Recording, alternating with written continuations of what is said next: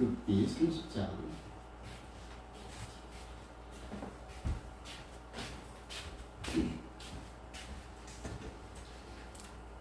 30장 20절로 24절입니다. 욥기 30장 20절로 24절.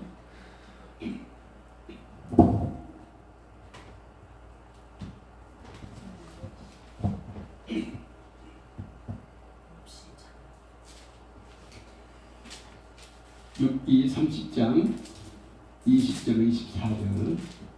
구약 789쪽에 있습니다.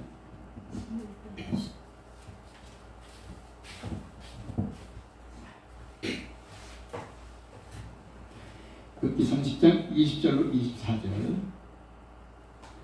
짧으니 같이 공부합니다. 시작. 내가 주께 부르짖으오나 주께서 대답지 아니하시오며 내가 섰사오나 주께서 굽어보시기만 하시니이다이다. 주께서 돌이켜 내게 잔혹히 행하시고 완력으로 나를 핍박하시오며 나를 바람 위에 들어 얹어 불러가게 하시며 대풍 중에 소멸케 하시나이다.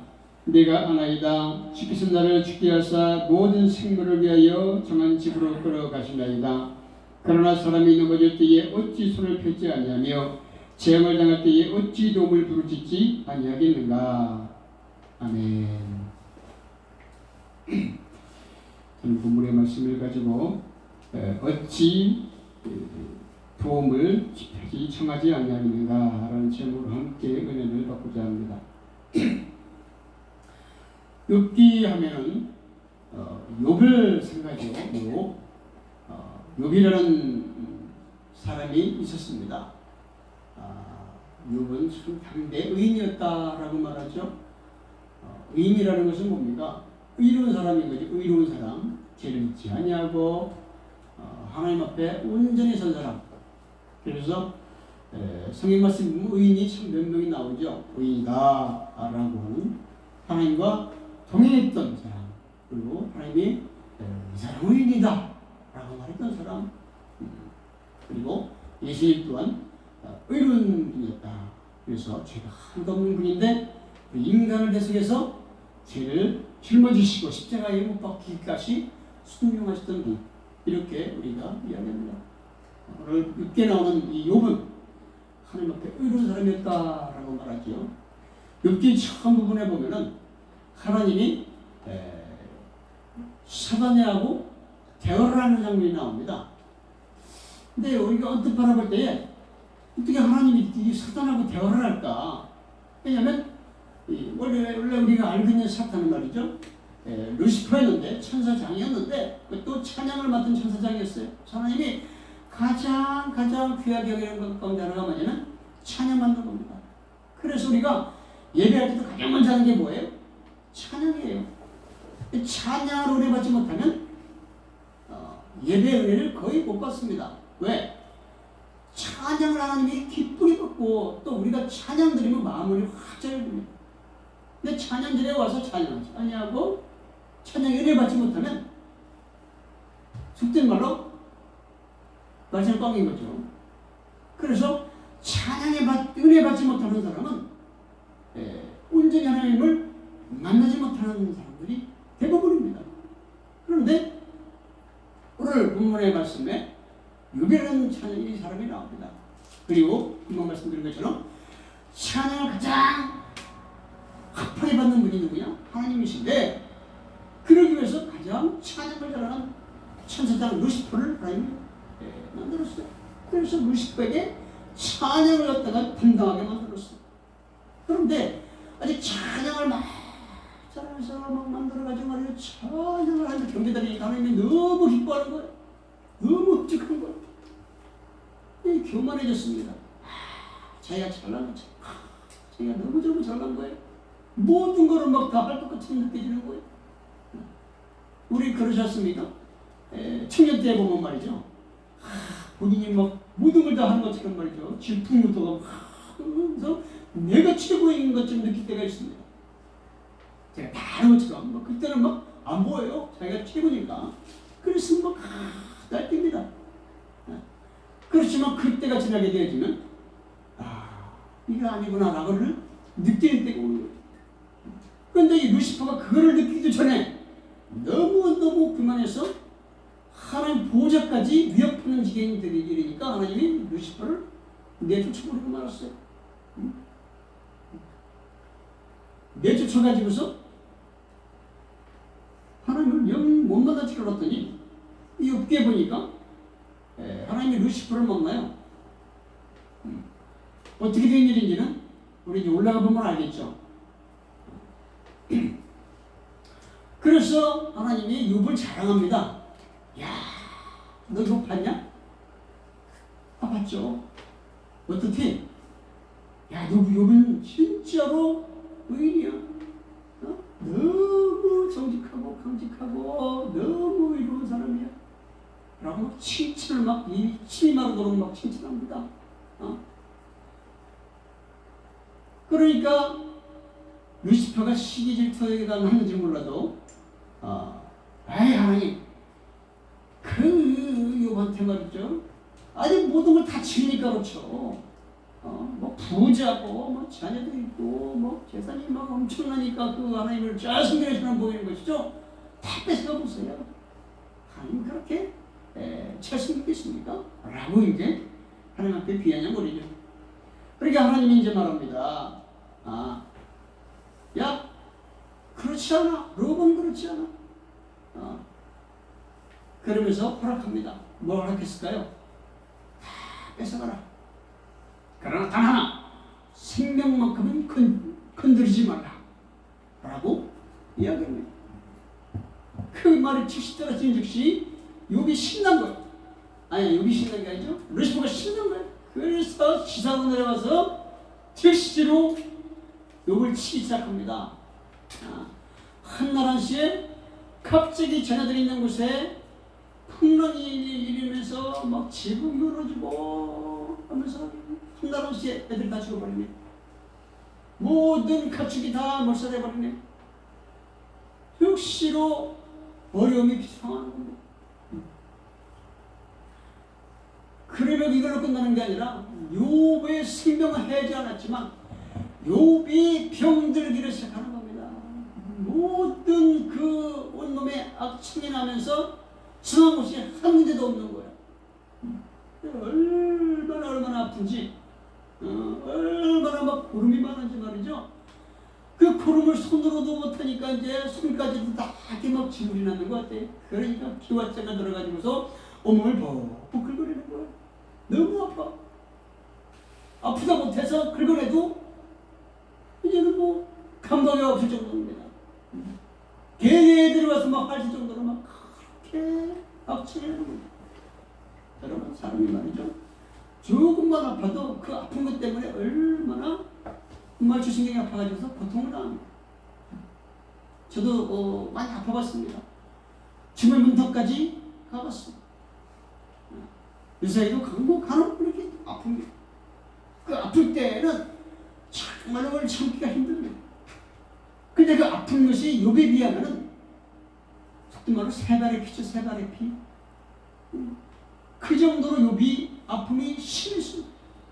너무너무 아파가지고서 욥에게 부인이 와서 말합니다. 부인이 욥한테 이야기하는 거예요. 이 양반아, 그 하나님이 당신을 이렇게 사랑하면 어떻게 당신한테 이렇게 하겠어? 하면서 하지 말아야 될 말, 하나님을 욕하고 죽으라, 하나님 저주하고 죽으라 라고 이야기를 하는 거예요. 근데 오늘 우리가 알다시피 하나님은 욥은 하나님을 원망하지 않았더라 라고 말합니다. 원망하지 않았더라. 왜 원망하지 않았을까요?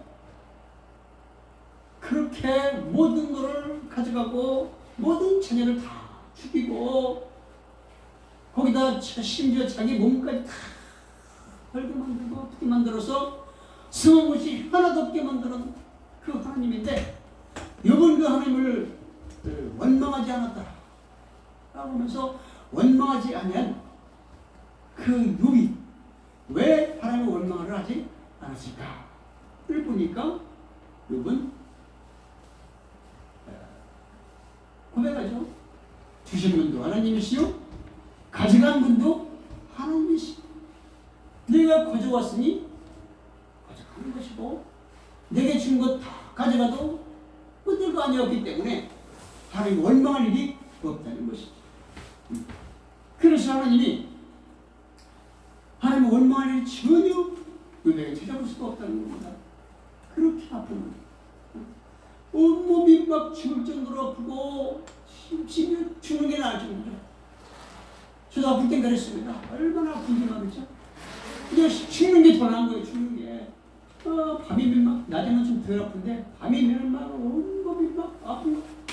그 아픈 통증이 심해가지고 벽에다가 머리를 쳐박는 겁니다. 쳐박으면서 차라리 죽여달라고 그럴 정도였습니다. 그런데 여기에 나오는 욥에 비하면 또 세 발이 큰 거예요. 얼마나 아픈지 막 어떻게 뿔고 기왓장으로 몸을 긁어가지고 긁어내기까지 그렇게 아팠던 욥에 비하면 정말 세 발이 핀 거죠. 그런데 그런 욥이 우리 같으면 하나님을 100번도 원망했을 거예요.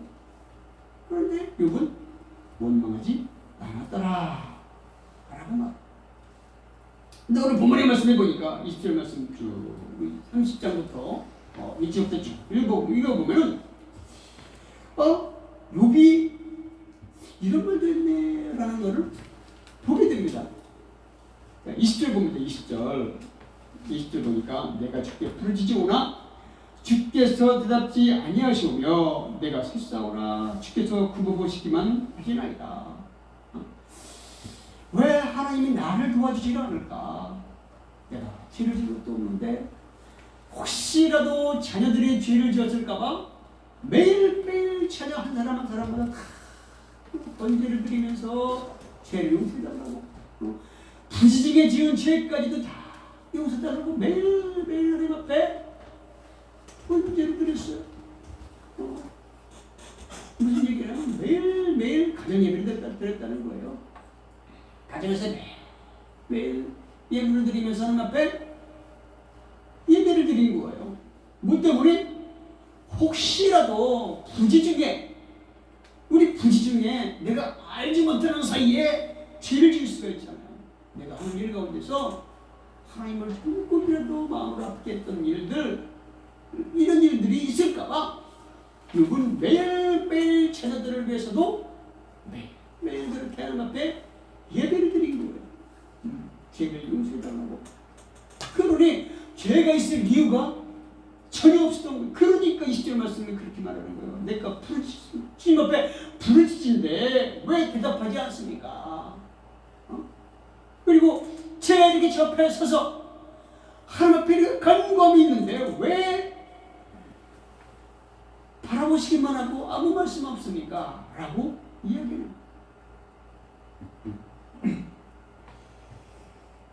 혹자는 그럽니다. 늘 자기한테 하나님이 예수님이 말씀하신다는 거예요. 그래서 늘 예수님과 대화해요. 근데 어떤 사람은 아무리 불러도 하나님이 대답하지 않아. 아무리 하나님 앞에 주여 어쩌면 좋습니까? 어떻게 하면 좋겠습니까? 라고 아무리 불러도 대답하지 않아. 여기 나오는 20절 말씀처럼 굽어 보시기만 하시는 거예요. 아무 말씀하지 않냐시 그냥 굽어 보시기만 하는 거예요. 왜 응답하지 않습니까? 21절 주께서 돌이켜 내게 저렇게 하시고 완력으로 나를 핍박하시오며 왜 이렇게 잔혹하게 하십니까? 온몸에 총기가 나고 병이 막 터져가지고서 신음하고 있는데 이렇게 잔혹하게 하시는 분이 하나님이십니까? 왜 이렇게 완력으로 나를 핍박하십니까? 라고 이야기하면서 22절 나를 바람 위에 들어 얹어 불러가게 하시며 대풍 중에 스멜케 하시나이다. 비유의 말씀인 것이죠. 얹어서 불러가게 하시고 천교사의 한국이 그 열대지방처럼 말이죠. 매번 그렇게 비가 막 오고 막 태풍처럼 막 바람이 막 요란하게 불고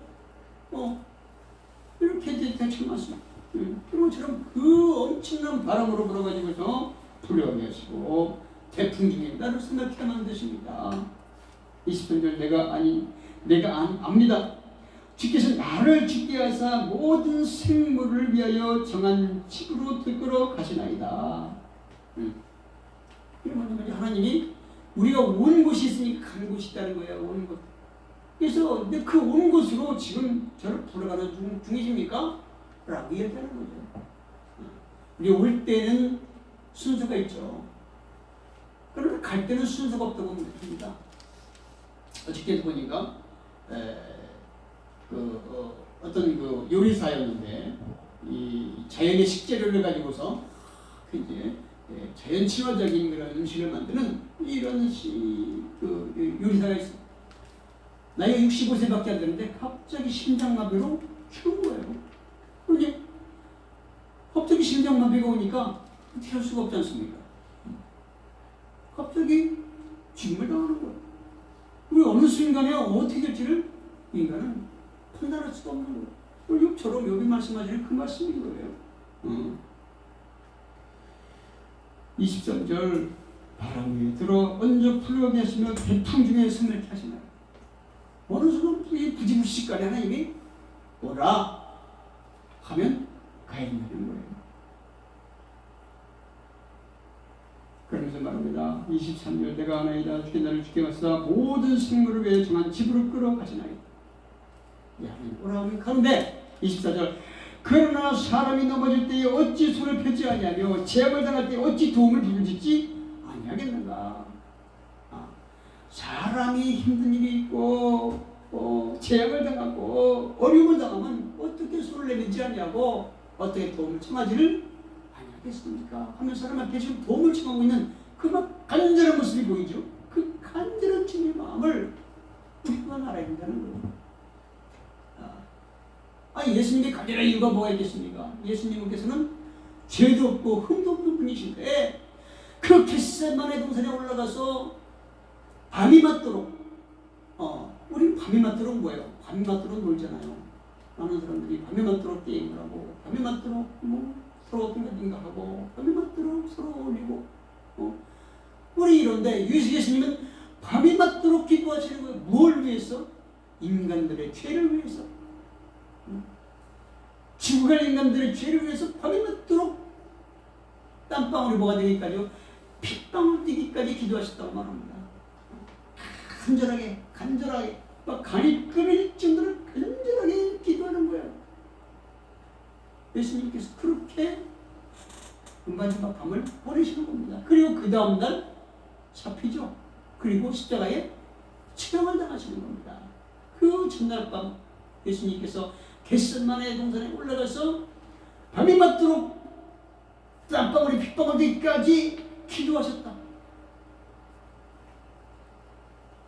그 모습으로 우리에게 오신 예수님, 그리고 재앙을 만날 때에 우리가 부르짖지 않습니까? 하나님 하면서 욥이 자신이 처한 상황 가운데 하나님이 들으시지 아니하시고 바라만 보시고 태풍 중에 손을 이렇게 만드시고 너무 어려운 가운데 돕지 아니하시는 그 주님을 바라보면서 말하는 겁니다.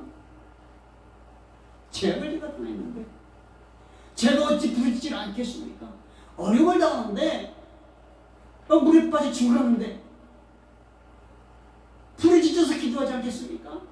주야 살려주세요라고 막 간절하게 기도하지 않겠습니까?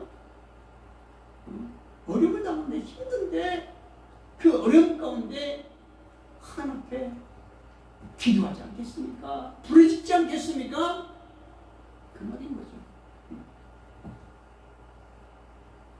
그래서 우리가 찬양을 드리는 이유는 하나님이 가장 기뻐하시는 일 찬양이니까 그 찬양을 통해서 하나님의 마음을 움직이고 그리고 그 하나님께서 우리 찬양 가운데 도와주도록 그래서 그 하나님이 내가 네게 무엇을 줄고 라고 말씀하시는 그 주님 말씀하시는 그 하나님을 이곳에서 만나기 위해 우리가 온 겁니다. 그리고 예배하는 것이고 경배드리는 겁니다. 그런데 가운데 우리가 온전하게 하나님 앞에 드려져야 되는데, 그러기 위해서 이 예배는 처음과 나중이 일치해야 된다는 거예요. 그래서 예배는 말이죠, 하나님 앞에 나의 모든 걸 드리는 거예요. 우리나라 같은 경우에는 이제 요새는 좀 코로나 때문에 좀 덜하지만 일주일에 예배가 한 10번 있어요. 10번 있어요. 근데 요새는 이제 예배들이 이제 주일 예배밖에 거의 못하죠. 근데 미국 같은 선진국들은 일주일에 예배가 한 번밖에 없어요. 그러면 우리나라가 그들보다 믿음이 10배는 더 많아야잖아요. 상식적으로 바라보니 10배는 더 많아야 되는데 그렇지 않다는 거예요. 요새 코로나 때 보니까 유튜브에도 보면은 그들이 거리에서 무릎을 꿇고 쫙 1m 간격을 서가지고서 손을 탁 들고 하나님께 간구하는 모습을 종종 봅니다. 온전하게 하나님 앞에 이 어려움을 타개하게 달라고 온전하게 기도하는 것을 봤어. 우리나라는 그런 사람들이 있을까요? 저부터도 못하고 있어요. 가끔 전도를 나가요. 가끔 전도를 하는데 그 정도로 믿음들이 약해요. 그동안 한국교회가 참 많이 발전을 했어요. 성장을 했어요. 발전이라 하기보다는 성장을 했어요. 그렇지만 그에 비례해서 믿음들도 성장해야 되는데 그렇지 않고 양적 성장이 너무나 많이 됐고 질적 성장은 그렇게 못하다. 일주일에 한 번 예배하더라도 그 예배가 정말로 하나님 마음에 합한 신령과 진정, 신실하게 그리고 진정한 마음을 가지고 예배의 진리의 말씀을 온전하게 듣고 성장해 나가야 되는데 그렇지 않냐고 그냥 시간만 채우고 머릿속만 채우는 이런 예배는 우리가 지향해야 됩니다. 그렇지 않냐고 정말로 하나님 앞에 가서 하나님 앞에 가서 우리가 정말 내가 참 예배 잘해야 되냐? 그 예배는 누구한테 드리는 거야? 하나님 앞에 드리는 예배인데 우리가 대통령을 만나도 어떻게 됩니까? 만나러 갈 때 대통령이 다 와서 기다리고 있는데 그 대통령을 만나기 위해서 뭐합니까? 우리가 다 준비하지 않습니까?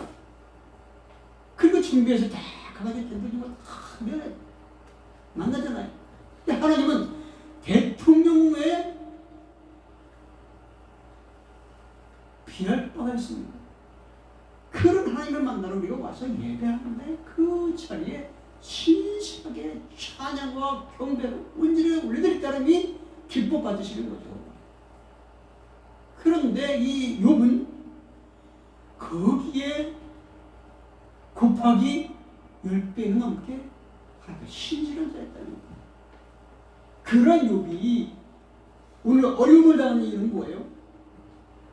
사단의 비아냥 때문에 하나님이 시험을 허락한 거죠.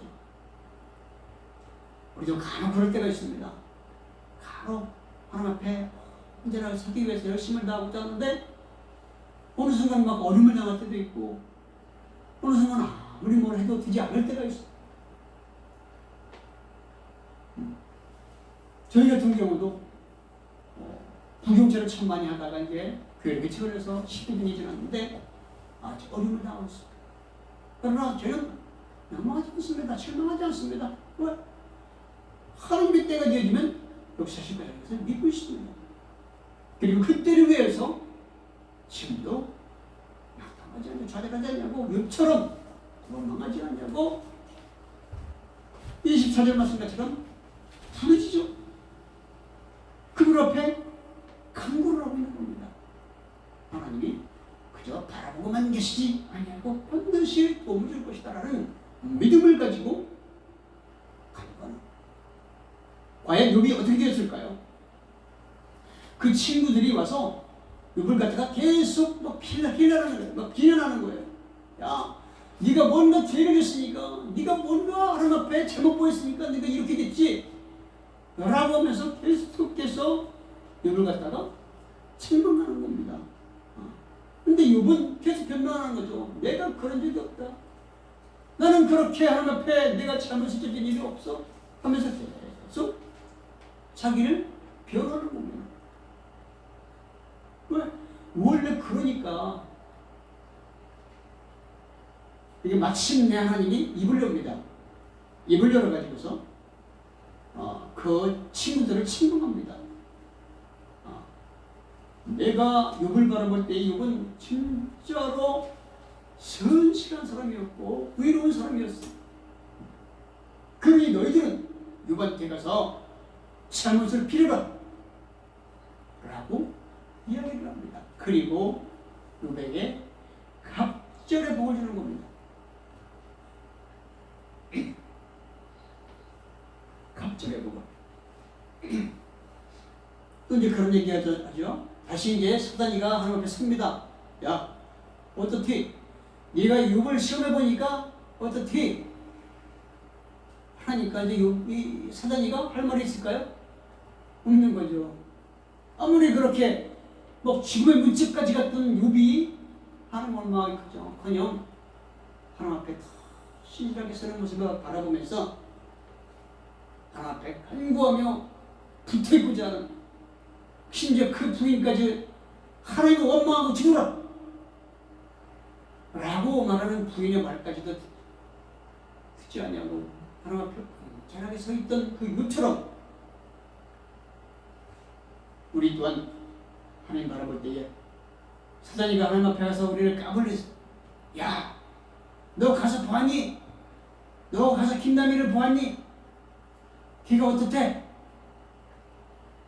라고 할 때에 제가 아무리 시험을 해도 넘어지지 않더이다. 아무리 아픔을 주어도 원망하지 않더이다.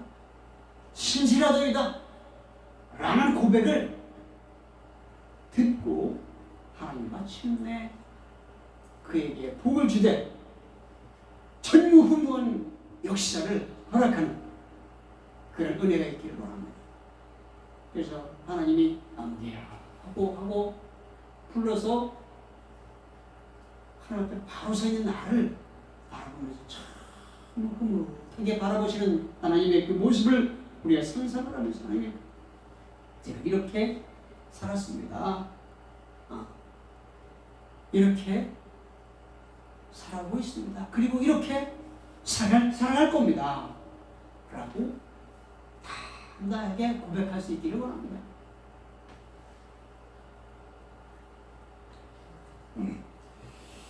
네, 제가 내년에 보니까 내년이 이제 한국 나이로 이제 환갑이에요.